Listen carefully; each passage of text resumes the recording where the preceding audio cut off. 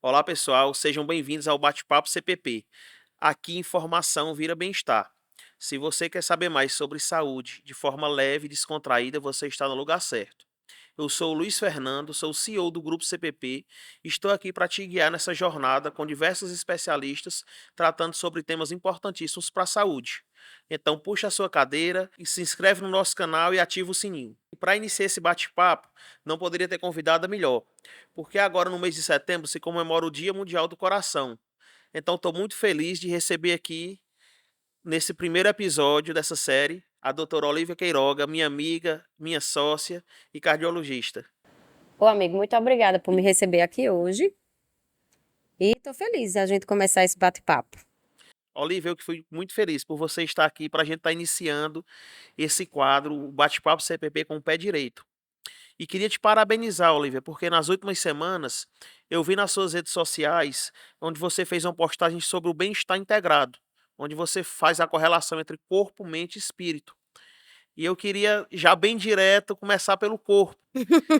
Muita gente não sabe, mas além da gente comemorar o aniversário no mesmo dia, É verdade. não vou dizer o ano para ninguém ver que a gente passou dos 25, você também, assim como eu, luta contra a obesidade desde criança. Sim. Então, a obesidade é uma doença crônica, é muito subestimada. Eu diria que não é travar uma batalha, assim, é a verdadeira guerra. É por toda a vida. E é como qualquer outro vício, só que é o vício da comida. Então, você vai ter que se controlar e você vai ter que trabalhar a sua mente. Realmente é um assunto um pouco delicado para mim, porque eu sempre fui gordinha. Sempre me entendi como gordinha. A minha infância inteira eu fui bem acima do peso. Na época, assim, não se falava muito em questão de educação alimentar. A gente comia todo tipo de besteira. Salgadinho, doce, sorvetes, enfim, como um lanche, como se fosse uma coisa natural. Eu, na época, não praticava esporte. E isso pesou muito, né? Hoje em dia, vendo com os meus olhos, eu vejo que era uma questão de ansiedade. E eu acabava descontando na comida. Eu não tinha aquele equilíbrio emocional e saía comendo o que eu queria. E assim, foi um pouco sofrido, né? Eu sempre passei tanto a infância como a adolescência, mesmo eu fui para nutricionista na época que ninguém falava em nutricionista. Entrei na academia cedo, menstruei, entrei na academia, assim, mas eu só vim ter um resultado quando eu comecei a mudar a minha perspectiva de ver a doença, entendeu? Quando você fala para uma pessoa que ama comer, que ela não pode comer isso, que ela gosta, que ela só pode comer fruta, verdura, enfim, tem muita coisa que a gente nem tinha na nossa alimentação, isso já deixa a gente um pouco desmotivado, né? A começar. Muito desmotivado. Exatamente. E assim, a minha adolescência eu emagreci muito e depois recuperei o peso, então eu sempre tive esse efeito sanfona.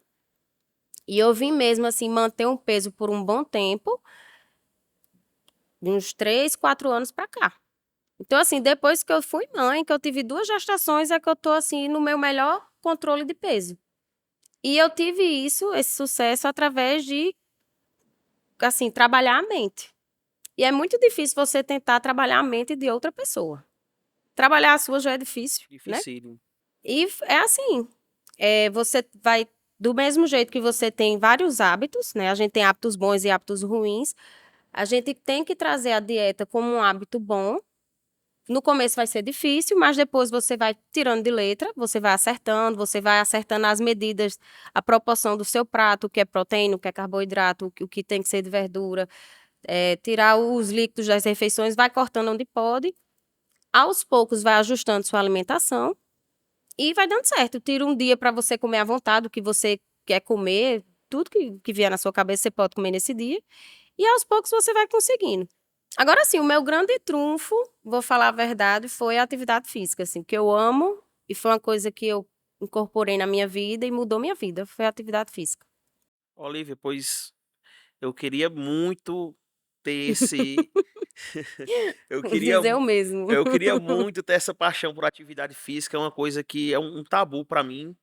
Mas voltando um pouco na sua história, eu acho que nossas mães rezaram a mesma cartilha.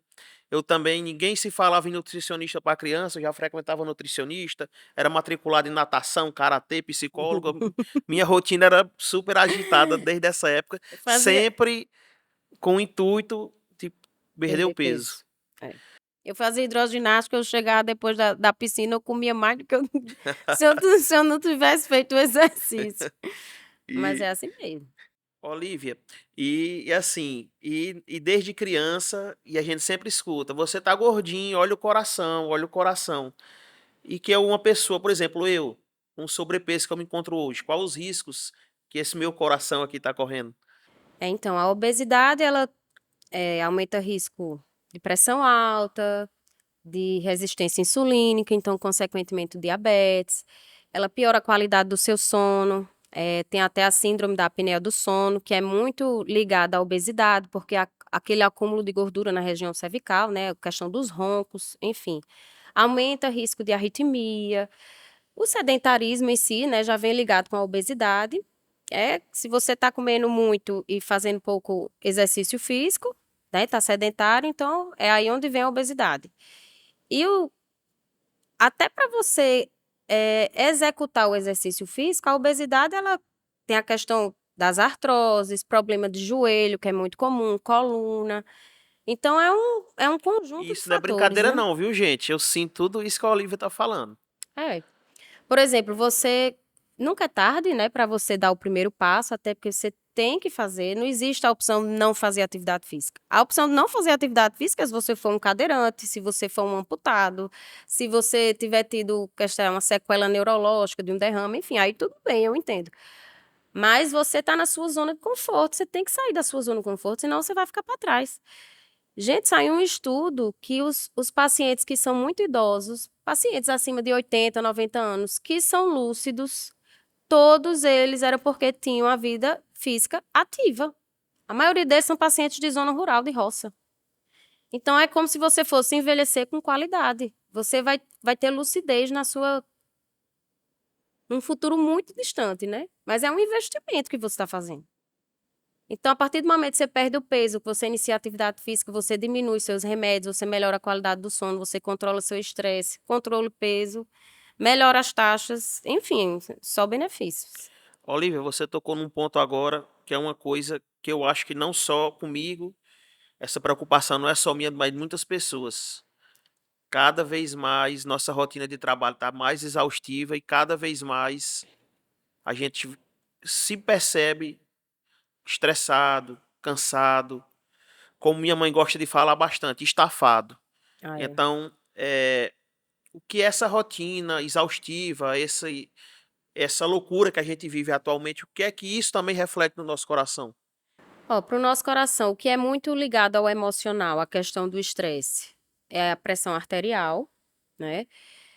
É a piora da qualidade do sono, surgimento de arritmias, você vai estar uma pessoa sempre inflamada, porque você vai estar estressada. Então, pode acontecer até o surgimento de outros tipos de doença, como doenças autoimunes, entendeu? Então, assim, não tem vantagem. Assim, é óbvio que é uma coisa que não é como se a gente controlasse, né? Mas, por exemplo, você está notando que você está sobrecarregado no trabalho, está ficando muito exausto. Tenta diminuir um pouco o ritmo. Não vou dizer largar o emprego, mas tenta diminuir um pouquinho daqui e dali. Tenta tirar uma hora do dia só para você. Tenta introduzir uma atividade física. Tenta fazer algo para você relaxar. O que me amadureceu muito, assim, questão do estresse, que estava faltando na minha vida, foi a questão espiritual. Então, depois que eu voltei à igreja, depois que eu voltei a orar, a ler a Bíblia, eu sou uma pessoa hoje muito mais paciente e tolerante. Então, às vezes é isso também. Que bacana, Olivia. E hoje em dia ninguém quer atividade física, ninguém quer ir para a igreja, ninguém quer dormir cedo, ninguém quer contato com a natureza. É Que, por ba isso que é tanto, que muitos bacana, que ansiosos. bacana, Olivia, isso que você falou agora. Que a gente, pela rotina, filhos, trabalho, a gente às vezes tem muita coisa que a gente quer tão simples. É só lembrar de Deus, lembrar de estar em contato com a natureza, de fazer um exercício, de fazer uma atividade, e a gente acaba deixando isso. Que era outro ponto que eu ia falar com você, mas que você já até falou, que era sobre o sedentarismo. Porque na sua fala eu percebi que eu já fiz o check-in de tudo que não se pode fazer para manter um coração saudável. Porque eu entrar no assunto do sedentarismo, como você bem falou. E aliado a tudo isso que a gente falou, tem um tema hoje que está no hype, que é ansiedade e depressão.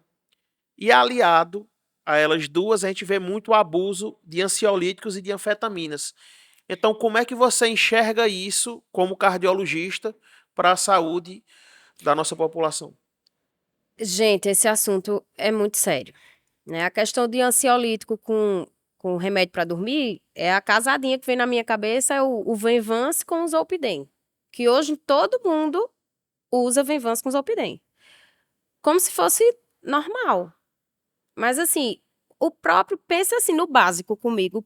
Qualquer um desses remédios você precisa de receita controlada. Você não chega numa farmácia, no balcão de farmácia e compra com facilidade. Por que esse remédio tem receita controlada? São medicações que você não usa por um curto prazo, são medicações que precisam de uma dose inicial para depois atingir um pico e depois fazer o desmame. Normalmente a gente faz essas medicações por um tempo mínimo de 3 meses. A gente não interrompe de uma vez, porque pode ter o efeito rebote. Eu não sei se você já experimentou remédio para dormir.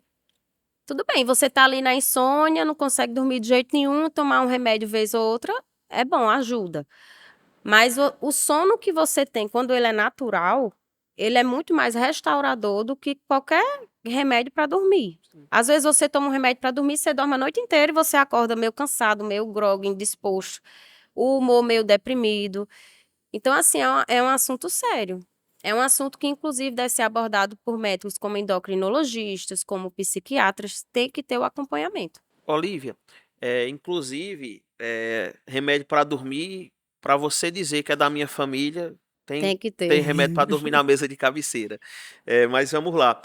Uma coisa bem interessante que você falou, e recentemente eu li sobre, foi sobre higiene do sono. Explica Ah, para a gente, para mim também, um pouco melhor o que é isso. gente, eu adoro esse assunto.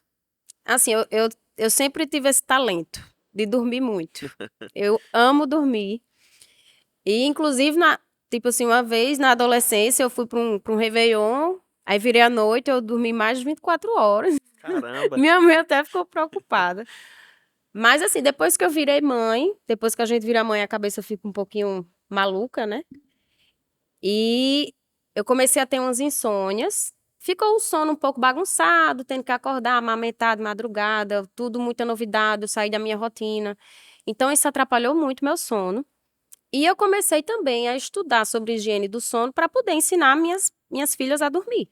Porque não é fácil. O bebê nasce, o ciclo vigília dele é invertido. Ele fica dormindo de dia e acordado à noite. Então, assim, é totalmente exaustivo para quem cuida da criança. E eu comecei a ler sobre o assunto e eu vi que muitas coisas que tinha lá para eu aplicar na minha filha, eu não estava aplicando em mim. Eu tinha mania de dormir com a televisão ligada. Eu dormia com barulho. Eu não tinha muita rotina, eu sempre comia, não, você sempre tem que comer, jantar no mesmo horário, eu não tinha isso, eu nem pensava nisso, na verdade.